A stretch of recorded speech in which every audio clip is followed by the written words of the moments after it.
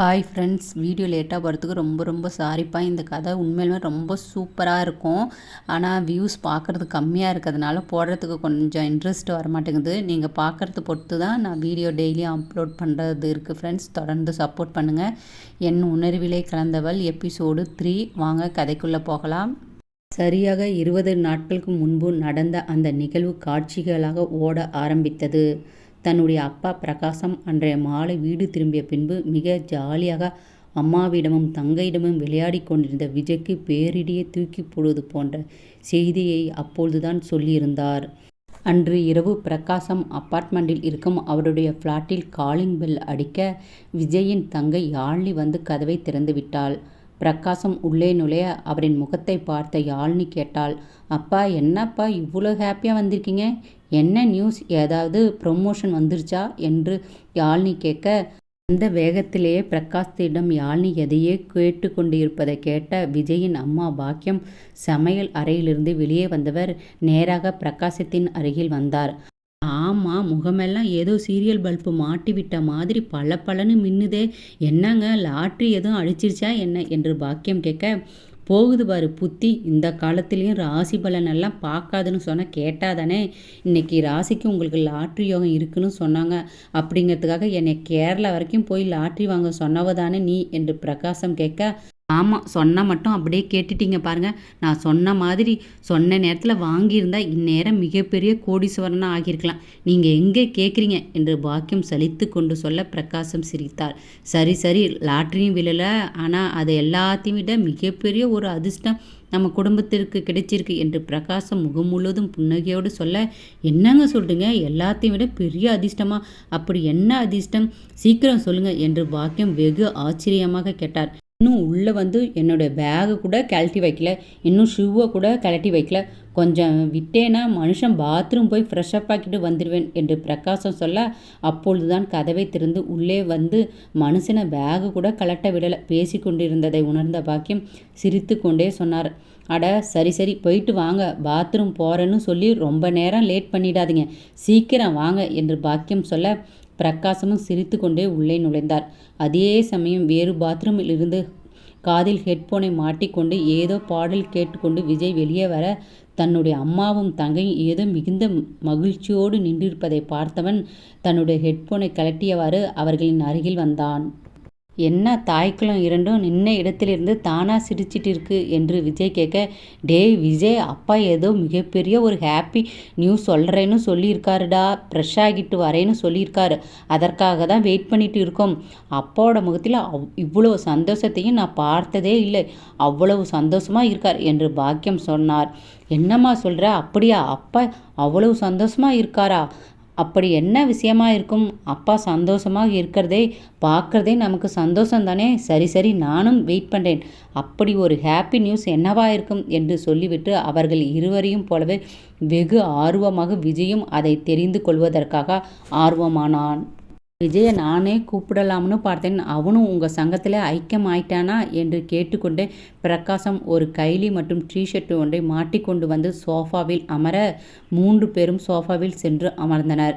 சரி சரி சொல்லுங்க, அது என்ன ஹாப்பி நியூஸ் என்று பாக்கியம் கேட்க, அடா எருமா, மனுஷனுக்கு ஒரு காஃபி டீ ஏதாவது போட்டு கொடுத்துட்டு அப்புறம் கேட்டால் நானும் தெம்பாக சொல்லுவோம்ல, அதனால் நீ என்ன பண்ணுற, போய் ஸ்ட்ராங்காக ஒரு காஃபி போட்டு எடுத்துகிட்டு வா பார்க்கலாம் என்று பிரகாசம் கால் மீது கால் போட்டு அமர்ந்து கொண்டு சொன்னார்.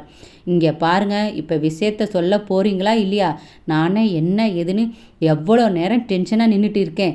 நான் மட்டும் இல்லை, பையனும் பொண்ணு கூட என்னமோ ஏதோனோ ஆர்வமாக நின்றுட்டு இருக்காங்க.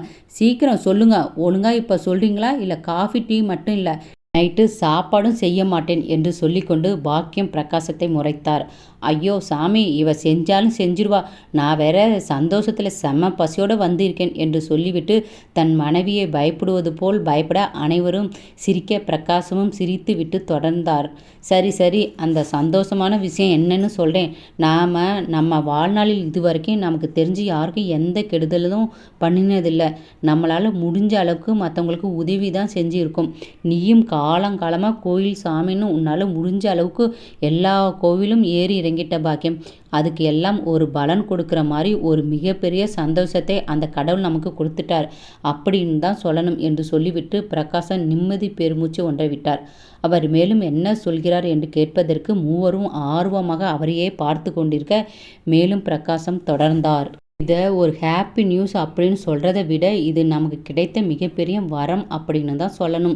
இந்த வரம் நமக்கு கிடைக்க காரணமே என்னோட புள்ள விஜய் தான் என்று சொல்லிவிட்டு தன் மகன் விஜயை பார்த்து புன்னகைத்தபடி பிரகாசம் பார்க்க பாக்கியம் யாழையும் விஜயை பார்த்து பெருமை அடைந்தவர்களாய் மீண்டும் பிரகாசத்தை பார்க்க பிரகாசம் அருகில் அமர்ந்து தன்னுடைய மகனை தட்டி கொடுத்து விட்டு சொன்னார், பாக்கியம் நம்ம பையனுக்கு வரம் ஒன்று முடிவாகி இருக்கு என்று பிரகாசம் சொன்னார். பாக்கியமும் யாழையும் பெரும் மகிழ்ச்சியோடு உட்பட்டவராய் பிரகாசத்தை பார்த்தனர். அதற்குள் எதையோ யோசித்தவராய் பாக்கியம் கேட்டார், என்னங்க என்கிட்ட ஒரு வார்த்தை கூட கேட்காம நீங்கள் பாட்டுக்கு முடிவு பண்ணிட்டு வந்திருக்கீங்க? பொண்ணு யாரு, எந்த ஊர், அப்பா அம்மா எப்படி, வசதியா, என்ன ஏது என்று பாக்கியம் கேட்க, அடா இருமா எத்தனை கேள்வி, அடாடா இந்த வரன் முடிவானதே இன்னைக்கு சாயங்காலம்தான் என்று பிரகாசம் சொல்ல பாக்கியம் ஆச்சரியமாக பிரகாசத்தை பார்க்க விஜயோ ஆச்சரியத்தோடும் அதிர்ச்சியோடும் தன் அப்பாவை பார்த்து கொண்டிருந்தான். ஏனென்றால் விஜய்க்கு திருமணம் செய்யும் ஐடியா எல்லாம் சுத்தமாக இல்லாமல் இருந்ததுதான். என்னங்க சொல்றீங்க, இன்னைக்கு சாயங்காலம்தான் முடிவாச்சா? சரி அதெல்லாம் இருக்கட்டும், எங்கே முடிவு பண்ணினீங்க, எங்கே போய் பொண்ணு பார்த்தீங்க, யார் என்ன ஏதுன்னு சொல்லாமல் திடீர்னு வந்து பையனுக்கு வரன் முடிவாகிட்டுன்னு சொல்கிறீங்களே, அதெல்லாம் முடியாது. என் மகனுக்கு நான் தான் பொண்ணை பார்த்து ஓகே சொன்னாதான் ஒத்துக்குவேன். நீங்களா எதையோ ஒரு பொண்ணை பார்த்துட்டு வந்தால் எல்லாம் ஒத்துக்க முடியாது என்று சொல்லிவிட்டு பாக்கியம் முகத்தை திருப்பி கொண்டார். பாக்கியத்தை பார்த்து சிரித்தார் பிரகாசம்.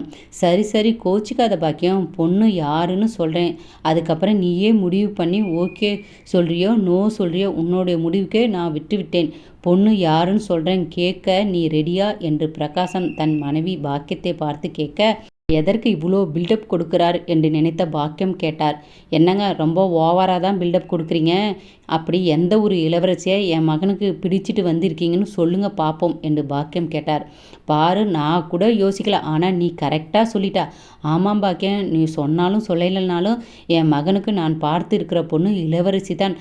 அந்த இளவரசியோட பேர் Aathira Kannan MMK industrials group of MD, அதாவது நம்ம முதலாளி கண்ணன் சாருடைய பொண்ணு ஆதிரா தான் என்னுடைய மகன் விஜய்க்கு நான் பார்த்திருக்கிற பொண்ணு என்று பிரகாசம் சொன்னதுதான் தாமதம் பாக்கியத்திற்கும் யாழினிக்கும் தலையே சுற்றுவது போல் இருந்தது.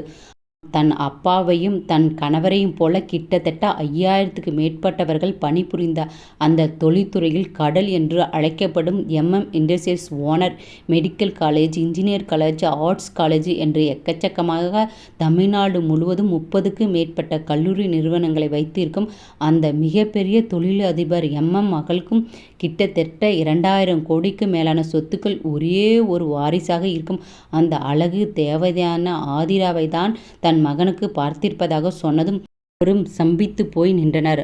ஹலோ, என்ன 2 பேரும் இந்த உலகத்தில் தான் இருக்கீங்களா என்று பிரகாசம் இருவருக்கும் முன்னே தன் கைகளை ஆட்டி காட்டி சிரித்தவாறு கேட்க இருவரும் சுய உணர்வுக்கு வந்தவராய் பிரகாசத்தை ஆச்சரியமாக பார்க்க பாக்கியம் கேட்டார்.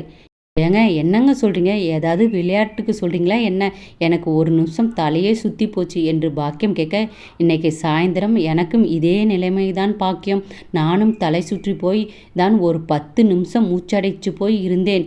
ஆனால் இப்போ நான் சொல்கிற விஷயம் அக்மார்க் உண்மை என்று பிரகாசம் சொல்ல இன்னும் ஆச்சரியத்தில் இருந்து சற்றும் வெளிவராமல் பாக்கியம் மற்றும் யாழினி பிரகாசத்தை பார்த்து கொண்டிருந்தனர். விஜயோ அவர் சொன்னதும் எந்த ரியாக்ஷனும் காட்டாமல் திருமணம் என்று ஏதாவது செய்து கொண்டு விட்டால் தன்னுடைய லட்சியத்தை அடைவதற்கு அது தடையாக இருக்குமோ என்ற ஒரே வருத்தத்தோடு அமர்ந்து இருந்தான். ஆச்சரியத்தோடு அமர்ந்து இருந்த பாக்கியம் கேட்டார், ஏங்க இன்னும் என்னால் நம்ப முடியல, எப்படிங்க இவ்வளோ பெரிய கோடீஸ்வரர், அதுவும் நம்முடைய முதலாளி, எப்படி நம்ம பையனுக்கு அவர் பொண்ணை கல்யாணம் பண்ணி கொடுக்க ஒத்துக்கிட்டார் என்று பாக்கியம் கேட்டார். ஆமாம் பாக்கியம், இப்போ நான் சொல்கிறதை பார்த்தா உங்களுக்கு பெரிய அதிர்ச்சியாக தான் இருக்கும். இந்த கல்யாணத்தை பற்றி வெளியே எங்கே சொன்னாலும் எல்லோருடைய ஒரே கேள்வி இப்போ நீ கேட்ட கேள்வியாக தான் இருக்கும். ஆனால் இதுலேயும் ஒரு மிகப்பெரிய ஆச்சரியம் என்னென்னா, நம்ம மகன் விஜய்க்கு தான் தன்னுடைய பொண்ணை கட்டி கொடுக்க விருப்பம்னு உறுதியாக முடிவு பண்ணிட்டு தான் என்கிட்ட பேசினதே சார் தான். அம்மா மீனாட்சி இன்னைக்கு சாயந்தரம் ஆஃபீஸில் என்ன நடந்துச்சுன்னா என்று பிரகாசம் சொல்ல ஆரம்பித்தார். வாங்க ஃப்ரெண்ட்ஸ், நாமளும் ஃப்ளாஷ்பேக்கை பார்த்துட்டு வரலாம். அன்றைய மாலை சென்னை சாலையில் பிரம்மாண்டமாக எழுப்பப்பட்டிருந்த அந்த இண்டஸ்ட்ரீஸ் என்னும் 3000க்கும் மேற்பட்டவர்கள் பணிபுரியும் அந்த தொழிற்சாலை மிக பரபரப்பாக இயங்கிக் கொண்டிருக்க, தொழிற்சாலை ஒருபுறம் இருக்க, அதை நிர்வகிக்கும் ஆபீஸ்கள் மட்டும் ஒரு திருமண மண்டபம் போல் இருந்தது. அந்த அலுவலகத்தில் மட்டும் குறைந்தது 300க்கு மேற்பட்டோர் பணிபுரிந்து கொண்டிருந்தனர். காலை 10 மணி முதல் 1 மணி வரை தொழிற்சாலையிலும், மாலை வேளையில் தன்னுடைய கல்லூரிக்கும் செல்வதை கண்ணன் வழக்கமாக கொண்டிருந்தார். ஆனால் இப்போது கல்வி நிறுவனங்கள் அனைத்திற்கும் சேர்மனாக தன்னுடைய மகள் ஆதிராவை நியமித்த பிறகு தொழிற்சாலைகளை மட்டுமே கண்ணன் பார்த்து கொண்டார். கல்வி நிறுவனங்களை முழுவதையும் ஆதிரா பார்த்து கொள்ள ஆரம்பித்திருந்தாள். கல்லூரி நிறுவனங்களையும் மேனேஜ்மெண்ட்களை பார்த்து கொள்வதற்காக பல வருடமாக அனைத்து கல்லூரிகளின் தலைமை பொறுப்பையும் வகிக்கும் சென்னையில் அந்த மெடிக்கல் மற்றும் இன்ஜினியர் கல்லூரியில் காலாளராக இருந்த இளங்கோ இப்பொழுது ஆதிராவுக்கு உதவியாக அனைத்து மேனேஜ்மெண்ட் பணிகளையும் பார்த்து கொண்டிருந்தார். இளங்கோ மகன் அஸ்வின் இன்ஜினியரிங் காலேஜில் கம்ப்யூட்டர் சயின்ஸ் துறையில் HODயாக இருந்தான். கல்லூரியை பொறுத்தவரை எந்த ஒரு நிகழ்வாக இருந்தாலும் அவர்தான் சிறப்பாக நடத்தி கொடுத்து அவனுக்கென்று ஒரு தனி மரியாதை கல்லூரி முழுவதும் பெற்றிருந்தான். அந்த அஸ்வினுக்கு ஆதிராவின் மீது எப்பொழுதும் ஒரு கண்ணு இருந்து கொண்டு இருந்தது. அப்படியாக கல்லூரி முழுவதையும் நிர்வகிக்கும் பொறுப்பை தன் மகளிடம் கொடுத்துவிட்டு தொழிற்சாலை நிர்வாகத்தை மட்டும் வைத்திருந்த கண்ணன் அன்றைய மாலை அந்த தொழிற்சாலையின் பிரம்மாண்ட அலுவலகத்துக்கு வந்தவர் சற்று நேரம் தன்னுடைய அறையில் அமர்ந்திருந்தார். அவருடைய PA மாறன் அலுவலகத்தில் அக்கவுண்ட்ஸ் டிபார்ட்மெண்ட்டுக்கு வந்தவர் விஜயின் அப்பா பிரகாசத்தை கேபிளை நோக்கி வந்தார்.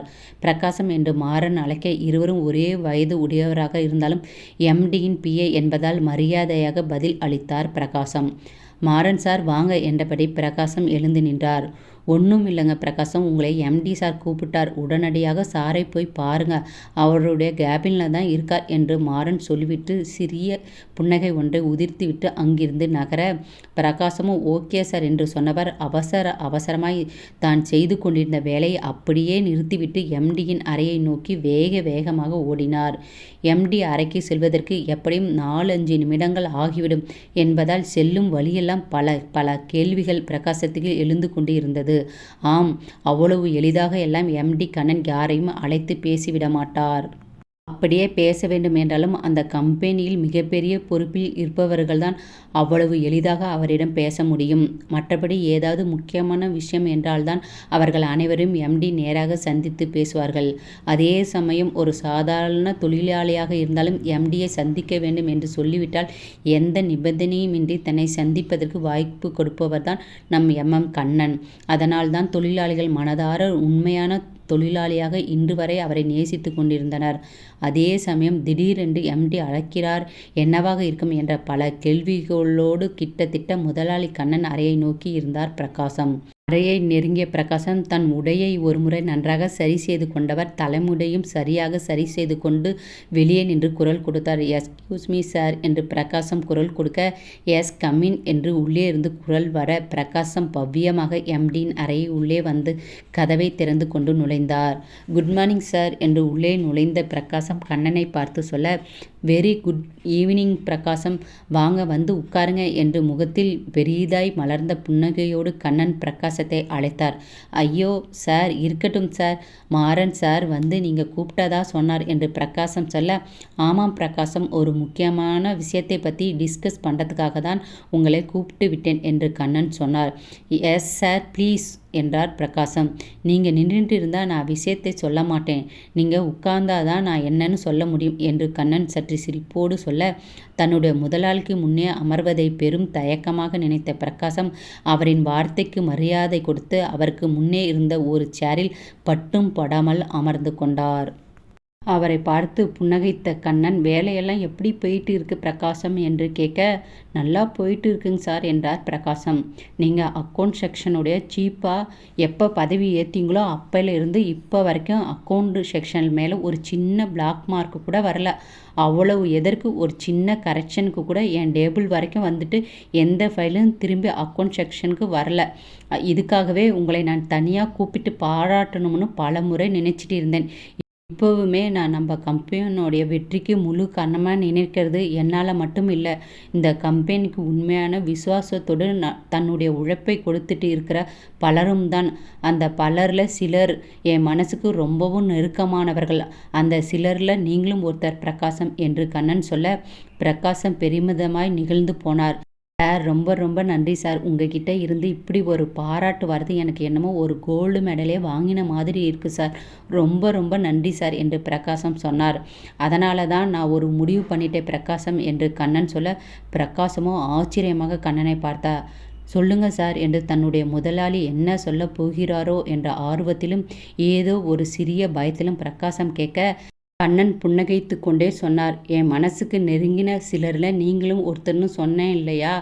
அந்த ஒருத்தரான உங்களே எனக்கு ரொம்ப ரொம்ப நெருங்கினவராக்கி அதுக்கு மேலே என் சொந்தமாக மாற்றிக்கலான்னு முடிவு பண்ணிட்டேன் என்று கண்ணன் சொல்ல, பிரகாசம் சரியாக எதுவும் புரியாதவாறு சற்றே தயக்கமாக கேட்டார். சார், சாரி சார், நீங்கள் என்ன சொல்றீங்கன்னு புரியல சார் என்று பிரகாசம் தயக்கமாக கேட்க, அவரை பார்த்து கண்ணன் சிரித்து கொண்டே சொன்னார். உங்களை எங்கள் குடும்பத்தில் ஒருத்தராக்கி பார்க்கணும்னு ஆசைப்படுறேன் பிரகாசம். எஸ், என்னோட பொண்ணை உங்கள் பையனுக்கு கல்யாணம் பண்ணி கொடுத்து உங்களே நான் என்னோட சம்மந்தியாக ஆக்கலாம்னு நினைக்கிறேன். இப்போ உங்களுக்கு நான் சொல்ல வந்தது தெளிவாக புரிஞ்சுதா என்று சொல்லிவிட்டு புன்னகையோடு பிரகாசத்தை பார்க்க, அவருக்கோ தலை சுற்றி போனது. மாதம் கிட்டத்தட்ட 1,00,000 ரூபாய் சம்பளம் வாங்கும் ஒருவர் அவரை போன்ற பலாயிரம் கணக்கான ஊழியர்களுக்கு சம்பளத்தை வாரி வழங்கி கொண்டிருக்கும், மாதங்களில் நூற்றுக்கணக்கான கோடிகளை டேர்ன் ஓவர் செய்து கொண்டிருக்கும் ஒரு மிகப்பெரிய தொழில் ஜாம்புவான் தன்னுடைய சம்மந்தி ஆகிறார் என்று கேட்டால் யாருக்கு தான் தலை சுற்றாமல் இருக்கும்? பெரும் இன்ப அதிர்ச்சியோடு பிரகாசம் தன் எம்டி கண்ணனை பெரும் ஆச்சரியத்தோடு பார்த்து கொண்டிருக்க, கண்ணன் தன் மனதை திறந்து பேச ஆரம்பித்தார். தன்னுடைய முதலாளி என்னும் கண்ணன் பிரகாசத்தை அழைத்து தன் வாழ்நாளிலே இதுவரை இல்லாத ஒரு இன்ப அதிர்ச்சியான செய்தியை அவரிடம் சொல்லி இருக்க, பிரகாசமோ இன்னும் அந்த இன்ப அதிர்ச்சியிலிருந்து வெளியே வராதவராய் தன் சுய உணர்வையே இழந்து போய் அமர்ந்திருந்தார். அவரின் முன்பே மெதுவாக கைகளை ஆட்டி அழைத்தார் கண்ணன். பிரகாசம், என்னாச்சு, ஆர் யூ ஓகே என்று கண்ணன் கேட்க, ஓகே சார். சார், உங்களுடைய ஸ்டேட்டஸ் என்ன, என்னுடைய ஸ்டேட்டஸ் என்று பிரகாசம் ஆரம்பிக்க, அவரை மொத்தமாக தடுத்து நிறுத்தினார் கண்ணன். பிரகாசம், இந்த ஸ்டேட்டஸ் பார்க்கறது, நீங்கள் எம்ப்ளாய், நான் எம்டி, உங்ககிட்ட எவ்வளோ சொத்து இருக்குது, என்கிட்ட எவ்வளோ சொத்து இருக்குது, உங்களுடைய மாத வருமானம் என்ன, என்னுடைய மாத வருமானம் என்ன, இதெல்லாம் பார்த்து முடிவு பண்ணக்கூடிய விஷயம் கல்யாணம் இல்லை.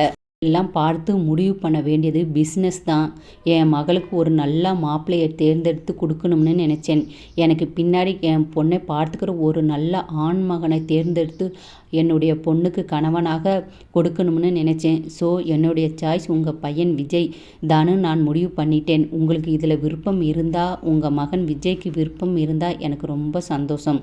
இல்லை உங்களுக்கு விருப்பம் இல்லைன்னாலும் சொன்னாலும் நான் எந்த விதத்திலும் உங்கள் மேலே கோபப்பட மாட்டேன். அதே நேரத்தில் வருத்தப்பட மாட்டேன்னு சொல்ல முடியாது. ஏன்னா உங்கள் மகனை மாதிரி ஒரு பையன்தான் எனக்கு மருமனாக வரணும்னு நான் நினச்சிட்டு இருக்கேன். உங்கள் மகனை நான் மிஸ் பண்ணினா அது எனக்கு வருத்தம் தான். ஆனாலும் இதனால் உங்கள் மேலே எனக்கு எந்தவித கோபமும் இருக்க போகிறதில்லை. முடிவு உங்கள் கையில் தான் இருக்குது பிரகாசம். 1க்கு 100 தடவை நல்லா யோசிச்சுட்டு மெதுவாக உங்கள் பதிலை சொன்னால் எனக்கு போதும் என்று கண்ணன் புன்னகையோடு சொன்னார். சார், பெரிய வார்த்தையெல்லாம் சொல்லாதீங்க சார் என்று பிரகாசம் சொல்ல, மெதுவாக அவரை பார்த்து புன்னகைத்த கண்ணன் சொன்னார். நான் சொல்ல வேண்டிய முக்கியமான விஷயத்தை இன்னும் சொல்லாமலே இருக்கேன். மகனுக்கு என்னோட பொண்ணை கட்டி கொடுப்பதற்கு சம்மதம் தெரிவித்ததுனால இந்த விஷயத்தை உங்ககிட்ட சொல்லிட்டா இன்னும் தெளிவாக உங்களுக்கு புரியும்னு நினைக்கிறேன். பிரகாசம், என்னுடைய மனைவி என்னுடைய மகள் சின்ன பொண்ணாக இருக்கும்போதே இறந்துட்டாங்க என்கிற விஷயம் உங்களுக்கு நல்லாவே தெரியும். அதுக்கப்புறம் நான் 2வது கல்யாணம் கூட பண்ணிக்கல. என் மகளுக்காகவே வாழ்ந்துட்டு இருக்கிற விஷயமும் உங்களுக்கு தெரியும். என் மகளை நான் எப்படி வளர்த்து இருக்கேன்னு கிட்டத்தட்ட உங்களுக்கு தெரியும்னு நினைக்கிறேன். என் உயிர், என் உலகம் எல்லாமே என்னுடைய மகள் ஆதிரா தான். அப்படிப்பட்ட என்னுடைய மகளுக்கு நான் இந்த தமிழ்நாட்டில் இல்லை, இந்த இந்தியாவிலே டாப் கோடீஸ்வரர் ஒருத்தரை மகனை என் வீட்டுக்கு மருமகனாக கொண்டு வர முடியும். பட் நான் எதிர்பார்க்கறது எனக்கு மருமகனை அல்ல, என் மகளுக்கு இன்னொரு அப்பாவை. எஸ், முழுக்க முழுக்க சுயநலம்தான். அந்த சுயநலத்துக்கு பேர் தான் என் மகள் மேல் இருக்கிற பாசம்னு நினைக்கும் போது அந்த சுயநலத்தை காட்ட நான் கொஞ்சமும் தயங்க மாட்டேன். அப்படி எனக்கு அப்புறம் என் மகளை அப்பா ஸ்தானத்திலிருந்து பார்த்துக்கக்கூடிய அளவுக்கான ஒரு கணவன் என் மகளுக்கு கிடைச்சிட்டா எனக்கு அதை விட இந்த உலகத்தில் சந்தோஷமான விஷயம் எதுவும் கிடையாது. நான் அப்படி ஒரு மருமகனை மன்னிக்கவும் எனக்கான ஒரு மகனை தேடிட்டு இருந்தேன். அப்படி கண்ணில் பட்டு என்னை ரொம்பவும் இம்ப்ரெஸ் பண்ணி என் மகளை கட்டி கொடுத்தால் இவருக்கு தான் கட்டி கொடுக்கணும்னு நினைக்க வைத்தது உங்களுடைய பையன் விஜய் தேவு தான் என்று கண்ணன் சொன்னார். அவரை வெகு ஆச்சரியமாக பார்த்து கொண்டு இருந்தார் பிரகாசம். எஸ் பிரகாசம், இந்த காலத்தில் பெத்த அம்மா அப்பாவே நல்லபடியாக பார்த்துக்காம சொத்துக்காக பணத்துக்காக மட்டுமே கூட வச்சுக்கிட்டு அப்படி அந்த சொத்தும் பணமும் இல்லைன்னா தூக்கு வீசிட்டு போகிறது தான் வாடிக்கையாக இருக்குது. இப்படி ஒரு சூழ்நிலை யாரோ ஒரு பெண்ணை கல்யாணம் பண்ணி தன்னுடைய மனைவின்னு வாழ்ந்து அவங்களுக்குள்ளே ஏதாவது ஒரு பிரச்சனை வந்தால் தூக்கி வீசிட்டு போகிறது எவ்வளவு சுலபமான காரியம் அப்படிங்கிறது இப்பொழுது இருக்கும் சமுதாயத்தை பார்த்தே நாமளே தெரிஞ்சுக்கலாம். ஸோ என்னுடைய மகளுக்கு கணவனாக வரவனுக்காக முதல் தகுதி அவங்க அப்பா அம்மாவை முதலில் மதிக்க தெரிந்த பையனாக இருக்கணும். அவங்க அப்பா அம்மா மேலே உண்மையான பாசம் இருக்கக்கூடிய ஒரு பையனாக இருக்கணும். ஸோ அதுதான் என்னுடைய முதல் தகுதியாக நான் கருதினது. அப்படி ஒரு தகுதியுள்ள பரீட்சையில் செண்டம் அடித்தது தான் உங்கள் மகன் விஜய் என்று கண்ணன் சொல்ல பெரிய ஆச்சரியத்திற்கு உட்பட்டவராக பிரகாசம் கேட்டார். சார், விஜய் பற்றி என்று பிரகாசம் கேட்க மேலும் புன்னகைத்து கொண்டே தொடர்ந்தார் கண்ணன். விஜயை பற்றி எல்லாமே நான் தெரிந்துக்கிட்டேன். சாரி, உங்களோட அனுமதி இல்லாமல் உங்கள் பையனை பற்றி நான் முழுசாக தெரிஞ்சுக்கிட்டதற்கு நான் தான் சொல்லிட்டேனே. என் மகள் விஷயத்தில் நான் ஒரு சுயநலக்காரன்தான். எஸ், அவளுடைய வாழ்க்கை நல்லா இருக்கணும்னா நான் எந்த விதத்திலும் ஆராய்ச்சி பண்ண தயங்க மாட்டேன். அப்படி தான் உங்கள் மகனை பற்றி நான் தெரிந்து கொண்டேன். பட் உங்கள் மகனை பற்றி நான் தெரிந்து கொள்ள வேண்டும் என்று ஆசைப்பட்டதற்கான முதல் காரணம் என்ன? எப்படி நான் வைத்திருந்த முதல் தகுதியில் விஜய் சதம் அடித்தார். அவர் எப்படி சதம் அடித்தார்னு உங்களுக்கு தெரியணும் இல்லையா என்று கேட்டுக்கொண்டே சிரித்த கண்ணன் மெதுவாக தன்னுடைய லேப்டாப்பை ஆன் செய்து ஒரு சில நிமிடங்களை எடுத்துக்கொண்டு அதில் எதையோ ஆன் செய்தவர் அந்த லேப்டாப்பை திருப்பி பிரகாசத்தின் முன்பே வைத்தார். அந்த லேப்டாப்பில் சிசிடிவி ஃபுட்டேஜ் ஒன்று ப்ளே ஆக ஆரம்பித்திருக்க அந்த ஃபுட்டேஜில் பிரகாசம் கம்பெனியில் தன்னுடைய கேபினில் அமர்ந்திருக்கார். நேரம் ஓடிக்கொண்டிருக்க விஜய் ஒரு லஞ்ச் பேக்கோடு பிரகாசத்தின் கேபினுக்குள் நுழைந்தான். பிரகாசமும் விஜயை பார்த்து சிரித்துவிட்டு அவனை அமர சொன்னார். விஜய் அமர்ந்து கொள்ள ஏதோ ஒரு முக்கியமான வேலை இருப்பதாகவும் அதை முடித்து விட்டு வருவதாகவும் அவர் பேசுவது வாய் அசைவாக மட்டுமே வீடியோவில் தெரிய 5 நிமிடங்கள் பார்த்த விஜய் தன் அப்பாவின் அருகில் வந்து தான் செய்து கொண்டிருந்த வேலையை அப்படியே நிறுத்திவிடும்படி சொல்லி கீபோர்டை தள்ளி வைத்துவிட்டு எழுந்து சென்று கையை கழுவி விட்டு வருமாறு வற்புறுத்தினான். தன்னுடைய மகன் வற்புறுத்தலை தாங்காமல் பிரகாசம் எழுந்து சென்று கையை கழுவி கொண்டு வர தான் பேக்கில் கொண்டு வந்திருந்த மதிய சாப்பாட்டை எடுத்து தன்னுடைய அப்பாவுக்கு விஜய் பரிமாற ஆரம்பித்தான். பிரகாசத்திற்கு விஜய் தட்டில் சாப்பாட்டை பரிமாறி எடுத்து கொடுக்க பிரகாசமோ அதில் சாம்பார் ஊட்டி பிசைந்து முதல் வாயை சாப்பிடுவதற்கு பதிலாக தன்னுடைய மகனுக்கு ஊட்டிவிட அதை பாசமாக வாங்கி கொண்ட விஜய் தன் கையால் பிசைந்து தன்னுடைய அப்பாவுக்கு ஊட்டிவிட்டான். அந்த உணவை ஊட்டிவிடும் அந்த பக்குவமும் அப்பொழுது விஜயின் முகத்தில் இருந்த அந்த உண்மையான பாசத்தின் வெளிப்பாடும் எக்கச்சக்கமாய் தெரிந்தது. கண்ணனை மட்டும் கவர்ந்திருக்கவில்லை. அதை பார்க்கும் யாராக இருந்தாலும் பெற்றால் இப்படி ஒரு பாசமான பிள்ளையை பெக்கணுமுண்டா என்பது போல இருந்தது.